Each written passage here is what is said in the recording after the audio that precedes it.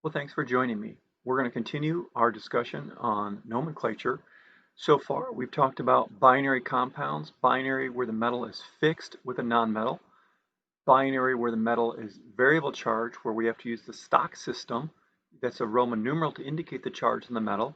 And we've dabbled in a little bit of the what I call the icky system, the old traditional system where we use the Latin names of the elements and the higher oxidation ends with an ic and the lower one ends in an us.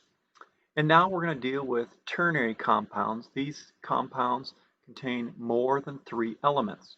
They will contain what we call polyatomic ion, or polyatomic ions can be multiple as well. So we're going to define this like this. Ternary compounds contain three different elements. They could actually be more than three if there's two polyatomics involved.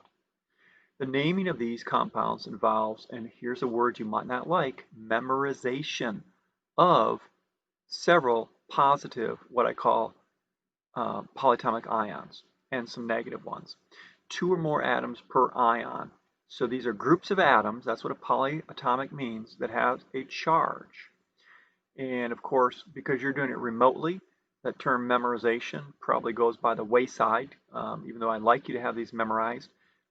When you first start working these, you probably want to have out your polyatomic ion sheet to use as a reference. Now, the nice thing on polyatomic ions is once you know the name of the polyatomic ion, you simply say it. So if you're combining the sodium ion and the nitrate ion, the compound you get is called sodium nitrate. Now all the rules, like the crisscross rule, still apply. The compound still has to end up with a neutral charge overall. So once in a while you have to take the superscript of one and make it the subscript of the other ion and do that crisscross thing. That still applies. And that's really what we're talking about here. Binary rules for indicating the oxygen number are still followed. The polyatomic ion should, let me move myself out of here, be learned, that's memorized and listed in a separate handout that you'll have. So let's look at this one. First of all, how do you know you're looking at an element versus an ion versus a polyatomic ion? Well, if it was the element, it would be phosphorus. If it were the element by itself as an ion, it would simply be phosphide. And the fact that this ending is ATE, that's your clue that you're looking at a polyatomic ion. So there'll be what I call the 8/8ths you'll have to memorize. I'll talk about those here in a little bit. And phosphate is one of those. So phosphate has the formula PO4 3-. So this group of atoms has a 3- charge. Now let's see if we can figure out why that is, right? So this whole thing has a 3- charge. You have one phosphorus and you have 4 oxygens. That's what it says here, 1 phosphorus, 4 oxygen. Now, I know you know that oxygen is 2- because it's 2 away from the noble gases. That gives it an 8- charge. Now, if you're looking at phosphorus, you're thinking, well, that's a 3- because it's 3 away from the noble gases, and that gives it an 11- charge. Well, that's a problem, isn't it? We can't really do that because in this case, oxygen is much more electronegative. So even though phosphorus might like to be 3-, in this case, it's going to become a 5+. It goes the opposite direction, to get a full valence octet. It could either gain 3 or lost 5. It lost 5. When I do this now, you see it's a 3- charge. Now, you will not be expected to come up with what's called the apparent charge on the phosphorus or anything like that. We just memorize that phosphate is always a 3- charge. Okay? All right. The rest of that simply reminds you that elements like oxygen are highly electronegative and get their way with other elements. They're going to be the ones that take the electrons and make the other nonmetals lose electrons. We didn't say that was not possible. It's just generally not what happens. But in these polyatomics, it certainly does. So there will be 8/8ths that I want you to memorize. Phosphate, sulfate, carbonate, chlorate, nitrate, and that's only 5. But then there are 3 exceptions that I need you to know as well. And here are the three exceptions. They are ammonium, NH4 1 plus, hydroxide, OH1 minus, and cyanide, CN 1 minus. And they're bold on the polyatomic ion sheet, meaning you should memorize those. Okay? Now, ammonium is the only positive polyatomic ion that I ask you to memorize. Hydroxide I want you to memorize because although it ends in IDE, it's a polyatomic, not a binary compound. And cyanide for the same reason. Those are exceptions that end with IDE even though they are polyatomic. Now, we'll also learn a pattern to memorize these, right? If you have the element by itself, like in a binary, it's going to end in IDE. I'm asking you to memorize the normal one, the one that ends with ATE, the polyatomic. If it has one less oxygen, it's going to end with ITE, okay? The way I think about this is kind of weird, but after you eat, that is the past tense, you ate, there's more in you. So ate has one more oxygen than ite. Now, in the wintertime, we think about things like snow and ice skating and ice fishing, and sometimes people fall in the frozen or ice-covered water into that very cold water, and they get hypothermia. Hypothermia means low temperature. So if you go one less than the ite, we say hypoite. So for instance, I could have nitrate, NO3, nitrite, NO2, hyponitrate, NO. Now, if you go the other way, one more than the normal, we're going to add a per in front of it. Now, I'm sure this comes from the prefix hyper, but you didn't even have time to talk to your friends. So instead of saying, hi, per, you said per, great, because you're in such a hurry.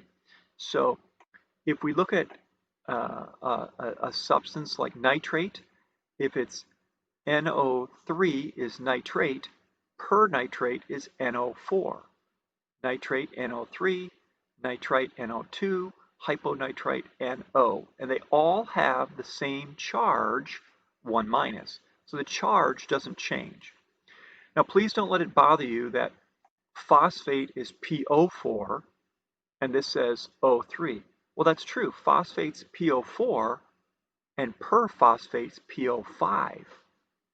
And then phosphate's PO4 and phosphate's PO3 and hypophosphate's PO2. And phosphide is just P by itself, and all would have the 3 negative charge. All right, so let's look here if this makes more sense. So you're supposed to memorize sulfate, phosphate, nitrate, carbonate, bromate, chlorate, iodate. And you're saying, whoa, there's more there than you just said. I know, I told you to memorize chlorate, didn't I? But look at Cl, Br, and I are all halogens. So if you know chlorate is ClO3 1 minus, then bromate's BrO3 1 minus, and iodate's IO3 1 minus. So we'll just throw them in there for the purposes of understanding. Now, if you have one less oxygen, remember the 8 has the normal amount, one less ends in ite. So now BrO2, still same charge, 1 minus, is bromite. If carbonate's CO3 2 minus, carbonite's CO2 1 minus. Chlorate ClO3 1 minus, chlorite ClO2 1 minus, and so on and so on and so on. If you have 2 less oxygens, look at here, we went from a 3 to a 2 to a 1. We add the prefix hypo and keep the ending ite ion. So carbonate, carbonite, hypocarbonite. Chlorate, chlorite, hypochlorite. And then of course if we add one more oxygen, then we add the per 8. So carbonate becomes percarbonate. Chlorate becomes perchlorate, and so on. Now, some of these don't even exist, like persulfate, SO5, and perphosphate, PO5, and pernitrate, NO4, 1 minus. They don't even exist. But the beautiful thing is, if they did, we would know how to name them. So that's the system of polyatomic ions. For right now, you probably want to stick with using your polyatomic ion sheet and look them up, and that'll be the best thing for you to do. Your clue to know you need a polyatomic is the ending. It won't be IDE, it'll be ATE or ITE. All right, so let's look at some examples. Notice that all of these have 3 or more elements involved. So I have to figure out where they break down, and for some that's the hard part. So after a while you just get used to seeing whatever is with the oxygen, whatever's right before that, that's generally the polyatomic. So this one breaks right here, so it's sodium nitrite. Nitrates NO3, nitrites NO2. This one's going to break right here, KClO3, potassium chlorate. This one, if there's parentheses, that's always where it's going to break, so calcium phosphate. This one, it involves a polyatomic ion, that's an exception, hydroxide, and it incorporates a transition metal with a variable oxidation state. So we have to use the Roman numeral in the stock system. It gets a little more complicated. Each hydroxide, OH, is 1 minus. There's 3 of them, so you have 3 negative charges. You only have 1 iron, so it must be 3 plus, or iron, Roman numeral 3, hydroxide. And finally, this last one is called sodium, and then, although we didn't put this, it's on your polyatomic ion sheet, bicarbonate, sodium bicarbonate, HCO3. You could call it sodium hydrogen carbonate, but most people call it sodium bicarbonate. At home, you would call that baking soda. All right, I know this is a little overwhelming when you're trying to learn this without being able to ask questions just on video. That's why hopefully you're going to class as well to hear me say it live, where we can go into a little bit more depth. Well, let's look at calcium hydroxide. Now, initially you might think, oh, it ends in IDE, it's a binary, but this is an exception to our polyatomics. It's one of the 8 eighths. It's one of the 3 exceptions. Remember, ammonium, hydroxide, and cyanide we had to memorize. So hydroxide is OH1 minus, and we're going to put it like that. And calcium, of course, is an alkaline earth metal, Ca2 plus. Now, if you simply put this crisscross, bring the 2 down, the 1 down, you get CaOH2, and you would get it marked wrong on your test. Why? Well, hopefully you recognize, you remember the rules for polyatomics. If you have more than 1, you need parentheses. So we did that crisscross, but it wasn't correct. Let's compare it to the bottom one, which is correct. In the first example, you have a Ca bonded to an O with 2 H's coming off it. On the bottom one, the correct one, you have a Ca with an OH and an OH, 2 OH's coming off. That's what we want, and you can see those are actually very different compounds. Here is a very incomplete list of polyatomic ions. I think the list I gave you is going to serve you much better. What you want to notice, we have, yes, hydroxide ends in IDE, cyanide ends in an IDE. Those are exceptions. Ammonium is the only positive one I told you to memorize. It's an exception. But look at how all the other ones end, either ite or ate, ite or ate, all the way along. As soon as you see ite or ate, you want to think that's a polyatomic ion. Now, if it's not in the system that I told you to memorize, then you'd be given dichromate or chromate or acetate or permanganate, because those are ones that I don't need you to necessarily memorize. How will you know to look them up? You will notice the ending, and because of the ending, that's going to get you to look them up. Let's practice. Here we go. Calcium phosphate. Calcium's +2, and notice phosphate ends in ATE, so it's a polyatomic. It's one of the 8 I asked you to memorize. It's PO4, 3 minus. So you have on the calcium a 2 plus, on the phosphate a 3 minus. So you got to do the crisscross rule, and we end up getting, for a final answer, Ca3 you need the parentheses PO4, 2. If you wrote Ca3PO42 and did not put parentheses, that would be wrong. Let's look at the next one. It ends with A to E, so we have a polyatomic carbonate CO3 2-, and this is one you're supposed to memorize, NH4 1+. When you do the crisscross, bringing the 1 down here, the 2 down for the ammonium, you get NH4 in parentheses 2, CO3. The next one, aluminum is fixed, always +3, and sulfate ends in A to E is SO4 2-. The 3 comes down, the 2 comes down, and we get Al2 SO4 3. Now, I would generally be writing down the charges of each ion, and I'd kind of do that in the middle, and then I would do my crisscross. I don't have a good access to a pen to write on this computer, so we're just going to do it this way. On the next one, if I give you the name, they're actually pretty straightforward. You name the metal, sodium, name the polyatomic ion, sulfate. So sodium sulfate. Name the metal, lithium. Name the polyatomic, that's a tough one, cyanide, lithium cyanide. Cyanide's a poison. It would have been what the Japanese kamikazes put a cyanide tablet in the back of their mouth, and when the plane would have crashed, they would bite down hard, and they would die from the cyanide. That way they would be guaranteed an honorable death in war. Barium, here, we named that metal. Name the nonmetal. Now, ClO3 is chlorate, 1 less oxygen, chlorite. Oops, how about chlorate, ClO4, if I said my own, if I knew it myself, right? And chlorate is ClO3. Perchlorate's ClO4. Got to make sure you look those up if you don't have them memorized.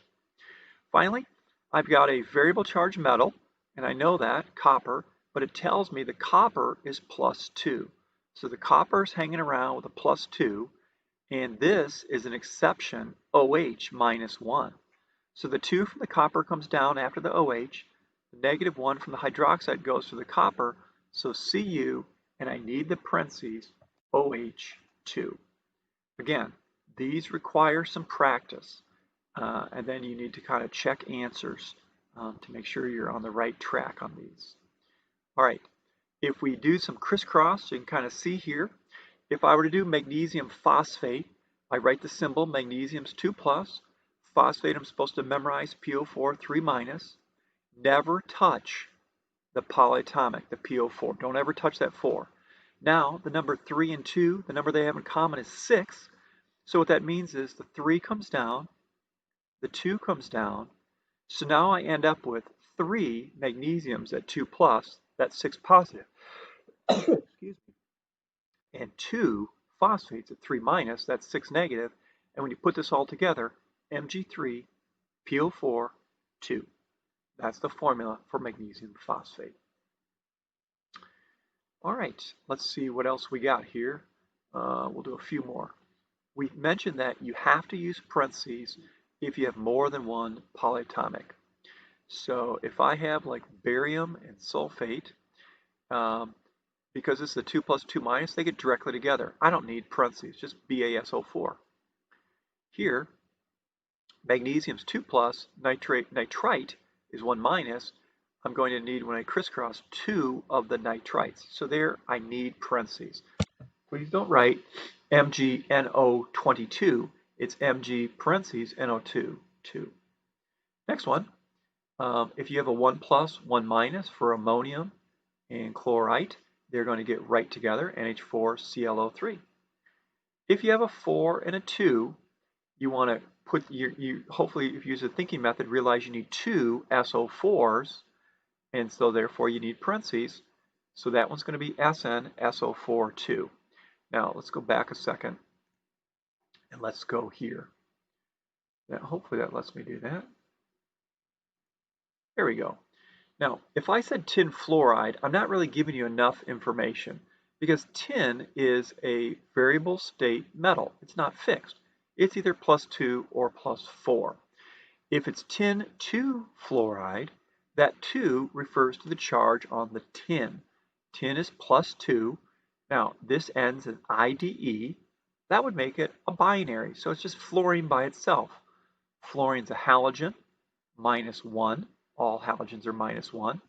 And now when you do the crisscross, the 2 comes down, the 1 comes down, we would get SnF2. That's tin 2 fluoride. Now, if I did tin 4 fluoride, that Roman numeral is the charge on the tin, so it's a 4 plus. Fluoride, this is still binary, still a -1.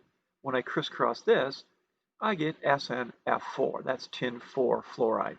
Now, what some people hear me saying is tin 4 fluoride. No, I'm saying tin 4 fluoride. The Roman numeral in the name is the charge in the metal, not necessarily how many things are attached to the nonmetal. Now, let's look at this one. Here's tin 2 sulfide. So the tin is +2, and sulfide, sulfur is 2 away from the noble gases. It's 2 minus.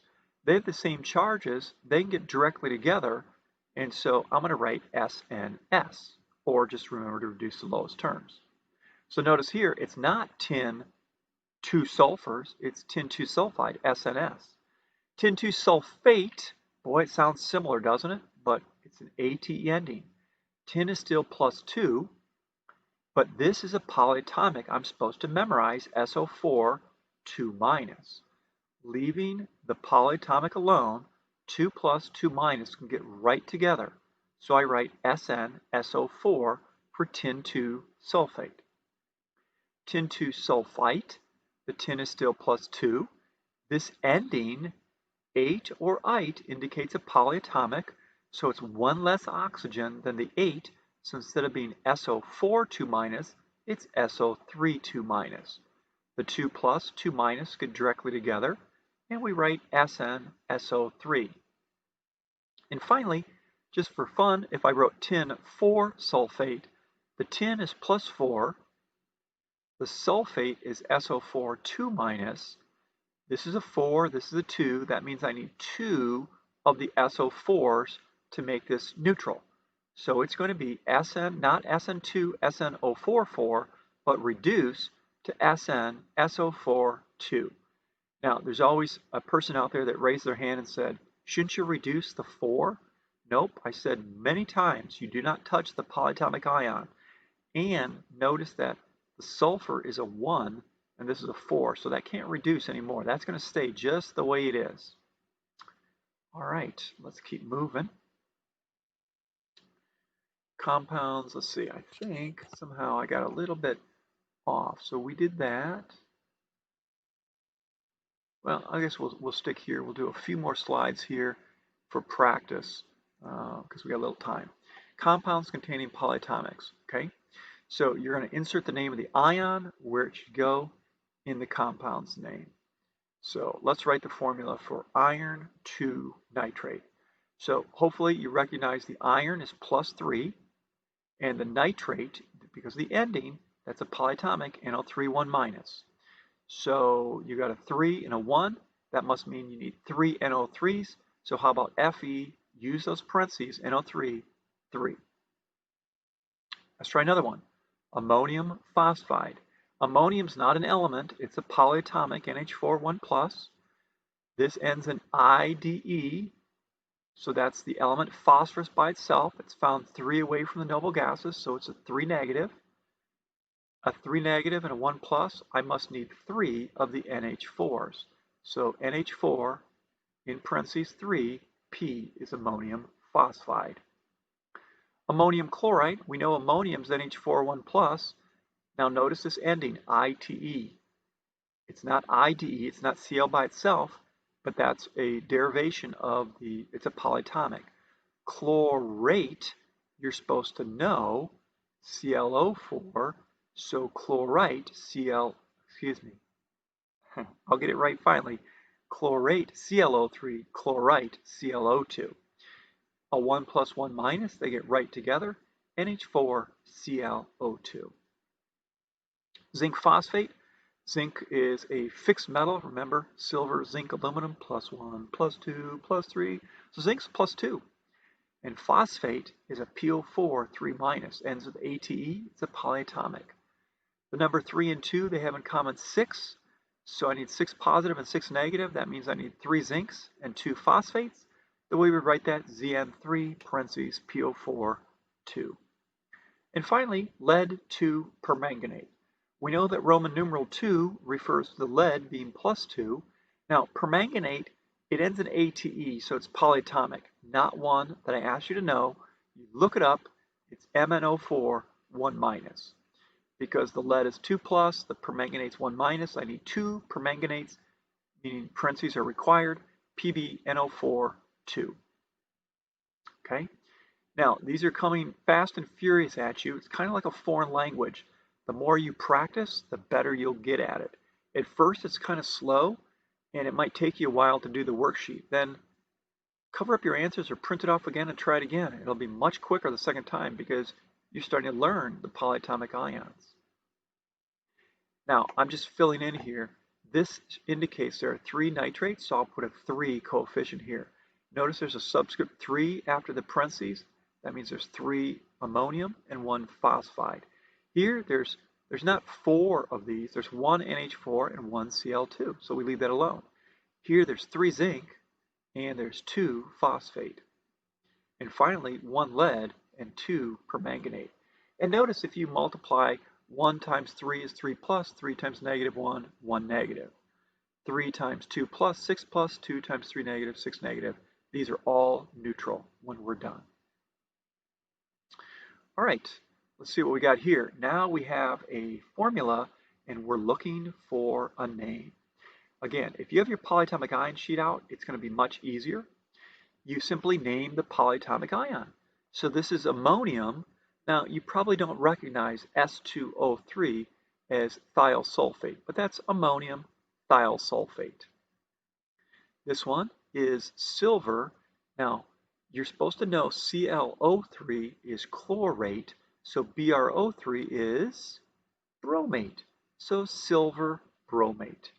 Don't call it silver Roman numeral 1 bromate because silver is a fixed charge, and we never use the Roman numeral for a fixed charge ion.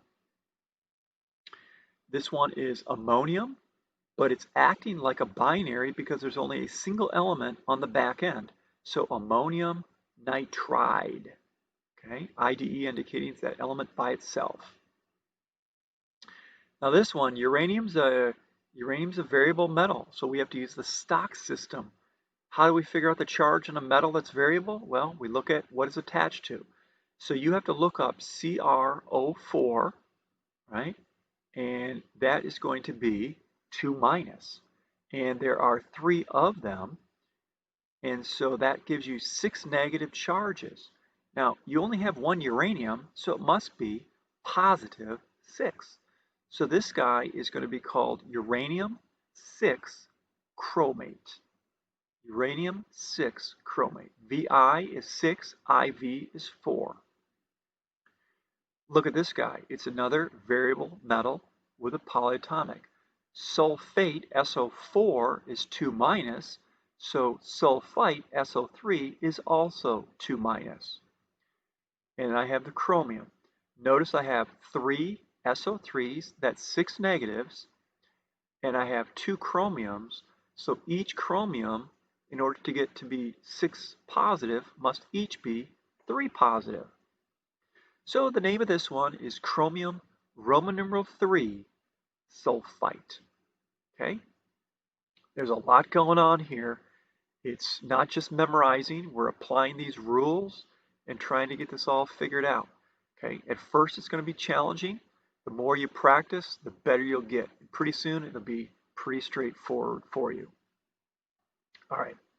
We've dealt with these multiple charge cations before, like lead can be +2 or +4. Tin is +2 or +4. When you have the transition elements, these are all variable except for our silver, zinc, and aluminum. Okay? And aluminum's not transition, so just the silver and zinc. So to name these, give the formula. Figure out the charge on the cation. Write the name of the cation. Use a Roman numeral for the charge on the metal. Okay? So this is what we call the stock system. Anytime use a Roman numeral For the metal, that's the stock system. So let's practice these. So look, I have FeO. It's not iron oxide because iron is a transition metal. We said the way you figure out the charge of the metal is look at the nonmetal. Each oxygen is a 2 minus. There's one of them. So the iron must be 2 plus. So the name of this guy is going to be iron 2 oxide. In the next example, it's not iron oxide. You have 2 irons, 3 oxygen. Each oxygen is 2 minus, so each iron must be 3 plus. So this one is iron 3 oxide. Let's look at the bottom two. CuBr, CuBr2. We can't just call it copper bromide. So I know bromine is 1 away from the noble gases. So as an ion, it's 1 minus. There's one of those and 1 copper, so it's plus 1. So that's copper 1 bromide. In the last example, I have 2 bromides at minus 1. I have only 1 copper, so it can only be 2 plus. So the name of that is copper 2 bromide. All right. We could go on and on and on with this, but we're about 30 minutes in, so I'll let you look here. If I give you the name, it's actually a lot simpler, isn't it? Look, the Roman numeral 3 is the charge on the cobalt. The ending tells me it's binary, so Cl is 1 minus. Once I have the charges crisscross, 3 comes down, 1 comes down, CO, Cl3. Tin 2 oxide, here's its stock system name. That's a 4, so the tin is plus 4. Oxygen by itself is a 2 minus. So if you have 4 pluses, you need 4 negatives, so you must need 2 of the oxygens, SnO2. In the last example, tin is plus 2, oxygen's minus 2. They always get right together, or remember to reduce to lowest terms. The traditional system, this old system, I'm going to mention it. Generally, we make this extra credit on the test so as not to confuse people. It only works for elements with 2 oxidation states, and generally these are the ones with the old Latin names. So we use the Latin name of the element, not the regular name, and we use ic for the higher charge and us for the lower charge. And I mentioned earlier about icky food tends to be good for you and delicious food not so good for you. And then we name the anion as usual. So here's a chart if you wanted. Gold is either plus 1 or plus 3. The Latin name is aurum, so it's either auric plus 3 or auris plus 2. Lead comes from the Latin plumbum, so it's plumbic, plumbus, 2 and 4. Tin is 2 and 4. It comes from stannum, so stannus plus 2, stannic plus 4. Iron, cuprum, so copper is cuprum. Copper is plus 2 or plus 1. Cupric is the higher, cuprous, lower. And finally, iron comes from the Latin ferrum, is 3 or 2. So iron is ferric or ferrous. You don't need to memorize those. There'll be enough information on the test that you can figure them out. So it's never a matter of memorizing what are the 2 choices. Just know that once you figure out the 2 choices, the higher one is the ic, the lower one is the us. We do not use this old system for any other element. Don't use it for anything else other than these. All right. So let's look. If I say cuprous sulfide, I know based on the OUS, this is the lower number. So I know sulfide is S2 minus. And so I looked up copper is plus 1 and plus 2. So that's the plus 1. I can then crisscross and I get Cu2S. If I write copper 1 sulfide, that's the same thing, isn't it? Copper Roman numeral 1 sulfide. So we would much prefer you call Cu2S copper 1 sulfide than cuprous sulfide, but either answer would be okay. Let's look at auric nitride. Auric refers to gold. Nitride is nitrogen. It ends with IDE, so it's nitrogen by itself. That's a 3 minus. And gold, This is the ick. This is the higher one. Gold, I believe, is 1 and 3. So this is the 3 plus. A 3 plus, 3 minus get directly together, AUN. In the stock system, the Roman numeral, this would be gold 3 nitride. Gold 3 nitride. Don't say auric 3 nitride. Don't start to combine systems. We don't want any more confusion than what we already have. Let's try this one. Ferrous fluoride. This is referring to iron in the lower oxidation state, and this is fluorine in a binary. So fluorine's -1, and iron, I think, is 2 and 3. So we want the lower one. That's a 2. So the 2 comes down to the fluoride, the 1 comes down to the iron, and we get FeF2. In the stock system, our preferred name would be iron 2 fluoride, indicating the iron's +2. Okay. If we go the opposite way, we could do that. We're going to basically break this up and reverse everything.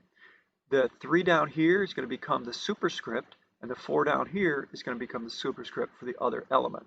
So it looks like you have 4 phosphides at 3 minus, 3 leads. In order to get a 12, must be 4 plus. So that's the higher oxidation state. So it's going to end up plumbic phosphide or lead 4 phosphide. In this next one, Pb3P2, if we reverse everything, 2 comes up, 3 comes up, 2 phosphides at 3 minus is 6 negative, 3 leads at 2 plus. Well, 2 and 4 were the 2 oxidation states of lead. 2 is the lower number, so this will be plumbous phosphide, or in the stock system, lead 2 phosphide. Try one more. SnCl4. Again, you have 4 Cl's at -1. You have only 1 tin, so it must be 4 plus, which is the higher. Tin is +2 or +4. +4 is stannic, and we're going to call this tin 4 chloride. All right, we will deal with binary molecular compounds, that's 2 nonmetals, in our next lesson. And I think you'll be liking that because it's pretty straightforward. All right, you got a lot to unpack. Maybe rewatch some of these portions one more time. Good luck, stick with it. I know you can do it. Bye-bye.